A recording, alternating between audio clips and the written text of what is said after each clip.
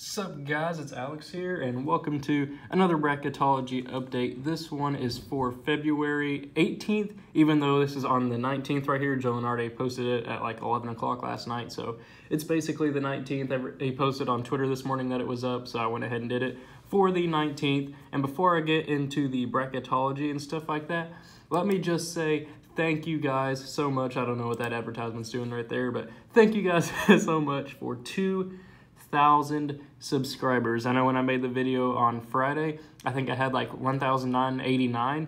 We're up to 2,058 now. Over the course of the weekend, we gained almost like 60, 70 subscribers, something like that, which is absolutely crazy. And we did it by March 1st, so there's that. So I will be posting a video tomorrow on how to enter the NCAA tournament ticket giveaway and what you'll have to do and stuff like that. It's going to be pretty simple, similar to what I did last year. And I'll be giving updates like every single Bracketology update video. I'll put a little clip in the beginning of the video, just reminding you guys of that in case you miss a video here or there or you don't see that video. But yeah, thank you guys so much for 2,000 subscribers. Somebody's going to be going to the NCAA tournament for free. I'm going to buy them a ticket, give away a ticket, and it's going to be exciting. So more details on that will come out in the video tomorrow, so stay tuned for that. Make sure you have post notifications turned on. And yeah, thank you guys so much. And without any further ado, let's go ahead and get into the Bracketology. So after another crazy weekend of college basketball to where Kentucky just absolutely walloped #1 Tennessee at Rupp Arena, which I'm a big Blue fan, or I'm a UK fan, go Big Blue. Man, it made me so proud to watch that happen. But over here in the East Regional, we got Duke remaining a 1 seed after beating NC State. Wofford is now up to a 9 seed. They took the place of TCU, which more on that will come later. TCU is now down to a 10. Baylor remains the 8. Lipscomb's now down to a 12. Villanova remains a 5 after blowing like a 14, 15-point lead to St. John's on Sunday. LSU remains a 4. Hofstra is now down to a 13. Kansas State is now down to a 6 after getting blown out by Iowa State at home. Minnesota is now up to an 11. Marquette remains a 3. Old Dominion remains a 14. Cincinnati's a 7. NC State's now down to a 10 after losing to Duke. And Michigan remains a 2. Loyola Chicago remains a 15. Then we have Gonzaga remaining a 1. Auburn is now up to an 8. I'm surprised Ohio State didn't move down at all. They lost at home to Illinois, then just did not show up at all in the second half against Michigan State on Sunday. I think it was either Saturday or Sunday. I don't remember which one. And Virginia Tech is now up to a 5. Florida and Temple are the play-in game, as you can see right there. Texas Tech, Murray State, they'll remain 4 and 13. Same with Iowa and VCU as a 6 and 11. Houston, UC Irvine as a 3 and 14. Mississippi State remains a 7, and then TCU, after losing, I think it was at home to Oklahoma, and then I think they lost last night to Oklahoma State too. Somebody might have to correct me on that, but I think they did, which is a really bad loss. They're now down to a 10 seed. North Carolina remains a 2, and Radford remains a 15. Then up here in the Louisville Regional, which I will be going to that. I will be vlogging, and I'm so excited. I'll be going to see the Sweet 16 and Elite 8 games. And look at that, Kentucky is in the Louisville Regional, so I might get to see my Wildcats play. Hopefully move on to the Final Four, maybe even against Virginia. We'll see what happens. But yeah, I'm really excited for that. Virginia remains a 1. Ole Miss remains an 8. St. John's is now up to a 9 after beating Villanova, as I mentioned earlier. Wisconsin remains a 5. New Mexico State remains a 12. Iowa State and Yale remain a 4 and 13, respectively. Florida State remains a 6. UCF in a Battle of the Floridas remains an 11. Purdue remains a 3. Texas State's now up to a 14. Buffalo remains a 7. Oklahoma has now played their way safely into the field after beating TCU on the road. Kentucky remains a 2, and then Northern Kentucky's now down to a 15. Then in the Midwest Regional, we have Tennessee as the 1, and Sam Houston State as a 16. Syracuse remains an 8. Texas is now down to a 9. Louisville remains a 5. The play-in game right there is Arizona State and Alabama. Nevada and Vermont remain a 4 and 13, respectively. Maryland remains a 6. Clemson's now down to 11 after losing by 1 against Miami, and then by 1 against Louisville, which they came back with a fury against Louisville. Louisville almost lost that game, but Clemson missed a shot at the buzzer. It all got blocked. And Kansas remains a 3. South Dakota State with Mike Down remain a 14. Washington remains a 7. Seton Hall is now safely in the field as well as a 10 seed. Then Michigan State remains a 2, and Montana remains a 15. And then over here in the bubble, last 4 byes, Oklahoma, Clemson, UCF, Minnesota. Last 4 in, as I mentioned earlier, Alabama, Arizona State, and then Temple and Florida.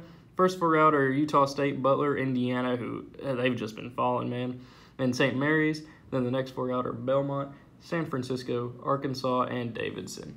So as you guys know, if you've been following my channel, I'll go on Bracketify.com, every bracketology that I do, or that Joe Lunardi releases, and I create a bracket for you guys to interact with and vote. A lot of these brackets, I've been getting close to 20,000 votes for each bracket, which is absolutely crazy at this point in the year. I think last year my actual tournament had like 300,000 or something like that, but I mean the video got like 60,000 views, which is absolutely crazy. But yeah, the link to vote for this will be in the description. If you are new to this channel, make sure you subscribe because I'll be doing this every time there's a bracketology update coming out, every Tuesday and Friday.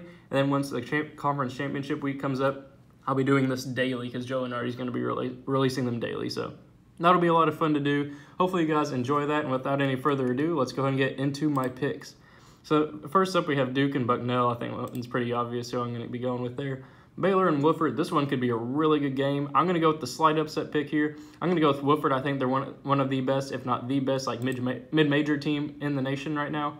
Villanova will beat Lipscomb. LSU will beat Hofstra. Kansas State will beat Minnesota. Marquette will beat Old Dominion. Cincinnati will beat NC State. I know a lot of people are saying that I haven't been picking Cincinnati, even though you can kind of see my reflection right there. I think that Cincinnati with Cumberland, I think they're going to be able to beat NC State. Same with Michigan over Loyola Chicago. Gonzaga will beat the winner of that first 4 game. I think Auburn's going to beat Ohio State here. I don't think Ohio State's that good of a team. I honestly don't know how they're a 9 seed right now. They should be like a 10 or an 11.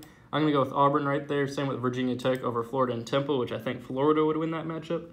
I'm going to go with an upset pick here. I'm going to go with Murray State upsetting Texas Tech. Texas Tech is one of the best defensive teams in the nation, but their offense sometimes, I mean, they have Jarrett Culver, who's really good, but sometimes their offense just doesn't show up. I think Murray State gets the upset there with John Morant. And Iowa, I think, will beat VCU, which they had a crazy shot to beat Rutgers over the weekend. It was like they got tipped, and then they were in the corner, went off the backboard and in at the buzzer. It was absolutely crazy. Houston will beat UC Irvine. I think Mississippi State will beat TCU, and then North Carolina will beat Radford. Then we have Virginia beating the winner of that first 4 game. Then I'm going to go with another slight little upset here with St. John's over Ole Miss. Wisconsin, I think, will beat New Mexico State. Then Iowa State will beat Yale. Then Florida State, I think, will beat UCF. Purdue will beat Texas State. Buffalo, I think, will beat Oklahoma. And then Kentucky will beat Northern Kentucky. Then we have Tennessee beating Sam Houston State. I think, this would be a good matchup here. Syracuse and Texas, even though I think that Tyus battle and Syracuse will be able to pull off the victory there. Louisville versus the winner of Arizona State and Alabama, which I think could be Arizona State. This one could be another 5 versus 12 upset pick here, but I like Louisville at Jordan Nwora. I think they're a really good team. Then we have Nevada versus Vermont. I think that Nevada is definitely going to win this game. I don't see Vermont winning that one at all. Then we same thing with Maryland and Clemson. Clemson's a good team, but I think Maryland's better. Then Kansas and versus Mike Dowman's South Dakota State. As much as I want to pick South Dakota State, who hit the buzzer beater to beat like North Dakota State, which is absolutely crazy over the weekend, I'm going to go with Kansas moving on there. Then I'm going to go with a little upset pick here with Seton Hall over Washington, and then Michigan State over Montana. Then first spot in the Sweet 16, Duke is going to win over Wofford there. Then I think that Naz Reid and LSU, I think, will beat Villanova. Marquette with Marcus Howard will beat Kansas State. And then Michigan will beat Cincinnati. Gonzaga will beat Auburn. I think that Murray State pulls off another upset here, goes to the Sweet 16 as a 13 seed over Virginia Tech. Houston will beat Iowa, and then North Carolina will beat Mississippi State. Virginia will beat St. John's. I think that Iowa State pulls off the victory here against Ethan Happ in Wisconsin. I think Purdue gets the victory here against Florida State, and then Kentucky beats Buffalo.